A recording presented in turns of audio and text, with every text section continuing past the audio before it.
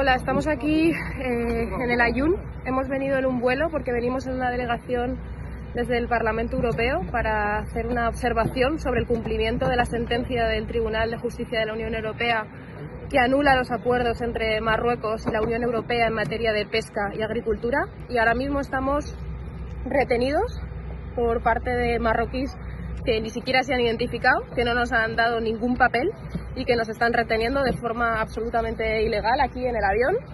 Aquí están. Y sin ningún tipo de explicación. Disseram-nos simplesmente que nós somos personas não gratas e que, portanto, não podemos desembarcar. Não percebemos quem são as pessoas que nos estão a impedir, não se identificaram, também não percebemos de quem vem a ordem. Estamos a contactar as nossas embaixadas para tentar perceber o que é que se passa. Não há nenhuma razão, há turistas, há empresários que fazem este voo, que podem vir aqui, porque é que nós não podemos vir fazer a nossa missão de observação. Tänne miehitettyyn Länsi-Saharaan pääsee kyllä turistit, tänne pääsee bisneshenkilöt, mutta me, jotka tultaisiin katsomaan, mikä täällä on ihmisoikeustilanne, mikä on tilanne EU-tuomioistuimen päätösten